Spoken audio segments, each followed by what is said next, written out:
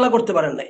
আমার চ্যালেঞ্জটা ছিল হচ্ছে ইমামের পিছনে সূরা ফাতিহা পড়ো না অথবা সূরা ফাতিহা পড়া নিষেধ এমন একজন সাহাবী আপনি দেখাবেন। আপনি দেখাইতে পারেন নাই। আপনি যেটা দেখাইছেন এখানে আছে যে ইমামের পিছনে সূরা ফাতিহা না পড়লেও সালাত হবে, ইমামের পিছনে সূরা ফাতিহা না পড়লেও সালাত হবে, এটা বুঝাইছে। আবার দেখেন এটা নিষেধ বুঝাইছে না। নিষেধ বুঝাইলে যে সাহাবী কথা বলছেন এই সাহাবী সূরা ফাতিহা পড়ছেন ইমামের পিছনে, এই সাহাবী ইমামের পিছনে সূরা ফাতিহা পড়ছেন, কথা বুঝছেন?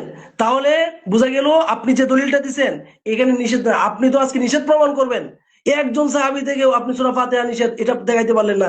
যেটা দেখাইছেন ওই সাহাবী নিজেই পড়তো, তার মানে এটা নিষেধ না।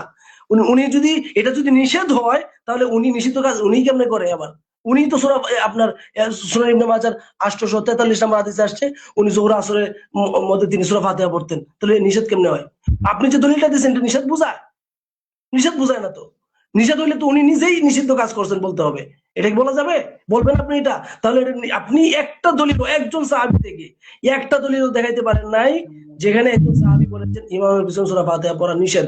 কিন্তু আমি এমন আহলে জামাত এমন দলিল দেখাইছি সাহাবায়ে কেরাম অনেক সাহাবায়ে কেরাম বলেছেন ইমামের পিছনে সূরা ফাতিহা পড়ো পড়ো, সূরা ফাতিহা শব্দ উল্লেখ আছে এবং পড়ো আদেশ আছে। উমর রাদিয়াল্লাহু আনহু আদেশ করেছেন, এরপরে আপনার আলী রাদিয়াল্লাহু আদেশ করেছেন। কথা ছোট করে ফেলেন, শেষ করে ফেলেন। আব্দুর রশিদ সাহেব আপনার কোনো কথা থাকলে বলেন, 1 মিনিট বলেন। আমি তো বললাম যে আমি পবিত্র কোরআন থেকে সূরা আরাফের 204 নম্বর আয়াতে না আপনার এই যে এতটুকু আলোচনা নিয়ে কোনো কথা আছে কিনা, এই যে কি নিয়ে আলোচনা হচ্ছিল এতটুকু নিয়ে বলুন। উনি বলছেন যে নিষেধ আছে কিনা। নিষেধ আছে তো। ওই নিষেধ কে নিষেধ বলছে বলেন? নিষেধ আছে তো। সাহাবী সূরা ফাতিহা পড়তে নিষেধ করেছেন দেখান আমাকে। কিরাত করার কথা নিষেধ আছে আমি তো বলছি যে আছে। আচ্ছা কিরাত দেখাইলাম ফাতিহা লফজ চাইছে, ফাতিহা লফজ চাইছে, ফাতিহা লফজ সহ আছে কিনা? ফাতিহা আলাদা নয়, ফাতিহা লফজ যদি থাকে না থাকলে নাই। আপনি দেখাইছেন কিরাতেরটা দেখাইছেন এবং ওটার ব্যাখ্যা ফাতিহা লফজ সহ আমি দেখাইছি। আচ্ছা ফাতিহা লফজ সহ ইলিয়াস ভাই দেখাইছেন, ফাতিহা লফজ সহ দেখাইছেন। হ্যাঁ ঠিক আছে, তাহলে আপনার সময় কন্টিনিউ করেন। আপনি আড়াই মিনিট আছে। আচ্ছা আপনি শেষ করেন, আপনি শেষ করেন। আমি একাধিক অনেক সাহাবী থেকে আমি আচ্ছা ইলিয়াস ভাই আপনার সময় শেষ করে আপনি নিচ্ছেন আর আমি যে হাদিসের মতগুলো দিলাম সেইগুলো আচ্ছা ঠিক আছে ওইগুলো ওটা দর্শক বলবেন। আচ্ছা দর্শক দেখবে, আমি দর্শক দেখবে 10-12টা তারও অধিক হাদিসের মরফু দিয়েছি। আবু দাউদ আচ্ছা ঠিক আছে ঠিক আছে আসাই থেকে দিয়েছি। কোনো মজা থেকে আড়াই মিনিট আব্দুর রশিদ আমি মিউট করব, আপনি মিউট করব আপনাকে। আপনি সহিহ বুখারী সহিহ মুসলিম থেকে স্পষ্টভাবে দেখাইতে পারেন না ইমাম মুসলিম সূরা ফাতিহা। ইলিয়াস ভাই একটু থামেন, ইলিয়াস ভাই থামেন। স্পষ্টভাবে দেখাইছে রাসূল মুআবিয়া ইবনে হাকাম। হ্যাঁ আড়াই মিনিট শেষ বিশাল আলোচনা বাকি। না শেষ করে দেন, শেষ করে দিন। আচ্ছা তাইলে দেখেন ওয়াইদা কুরিয়াল কোরআন ফাসতামিউ লাহু ওয়ানসিতু, এটা কোন সাহাবী বুঝে নাই। যত সাহাবী থেকে আসছে সমস্ত সাহাবায়ে কেরাম বলছেন যে ইমাম সূরা ফাতিহা পড়ো। তার মানে এটা ওনারা ইমামের পিছনে সূরা ফাতিহা পড়া মানে সূরা ফাতিহার ক্ষেত্রে এটা ওনারা এই আয়াতটাকে ওনারা প্রয়োগ করতেন। শুনো চুপ থাকো, এটা হচ্ছে নিষিদ্ধ কেরাতের ক্ষেত্রে নিষিদ্ধ কেরাত করো না, চুপ থাকো শুনো। আর জায়েজ কেরাত যেটা ওয়াজিব কেরাত যেটা কারোর মধ্যে জায়েজ কারোর মধ্যে ওয়াজিব সাহাবাদের মধ্যে, ঠিক আছে? তো ওইটা তোমরা করতে পারবে আদেশ করছে সাহাবী ইবনে আব্বাস রাইসুল মুফাসসিরিন।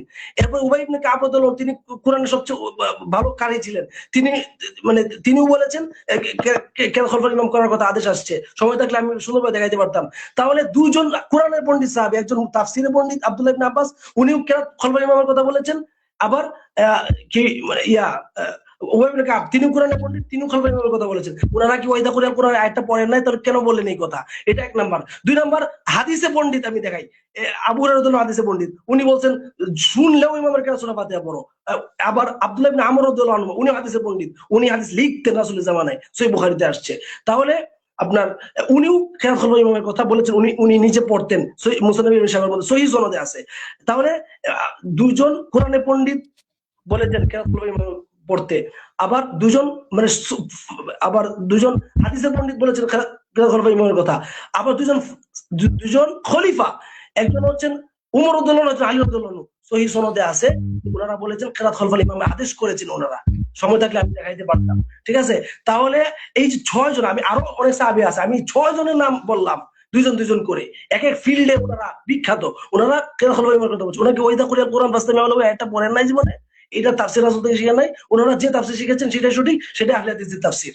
আর আপনারা যেটা বলেন, আমি চ্যালেঞ্জ করেছিলাম, আপনি কিরাত খালফাল ইমাম, ইমামের পিছনে সূরা ফাতিহা নিষেধ, পড়ো না, এরকম একজন সাহাবীর কথা আনতে পারেন নাই।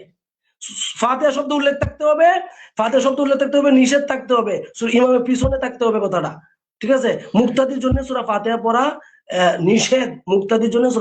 নিষেধ, এমন একটা কথা একটু সাহাবী থেকে আনতে পারেন নাই। আপনি কেরাতের কথা আনছেন, কেরাত দুই প্রকার, জায়েজ কেরাত, নাজায়েজ কেরাতের ক্ষেত্রে আয়াতটা আসছে, জায়েজ কেরাতের ক্ষেত্রে আয়াতটা আসে নাই, সূরা ফাতিহার ক্ষেত্রে আয়াতটা আসে নাই। যে অন্যথায় যদি আপনি যদি বলেন সব কেরাত, সাহাবা কেরাম আমার ইমামের পিছনে সূরা ফাতিহা পড়ার আদেশ ওনারা করতেন না। সব কেরাত যদি ওনাদের কাছে, আপনার হানাফিদের কাছে সব কেরাতই হলো কি কেরাত, সবগুলাই কেরাত, সবগুলা সমান, সবগুলাই নাজায়েজ। তাহলে তিন সাহাবাদের সবগুলা নাজায়েজ যদি হইতো সূরা ফাতিহা পড়ার আদেশ করতেন না। তার মানে সূরা ফাতিহা পড়া। আচ্ছা, আলহামদুলিল্লাহ শেষ হয়েছে পর্ব আপনাদের উভয়ের।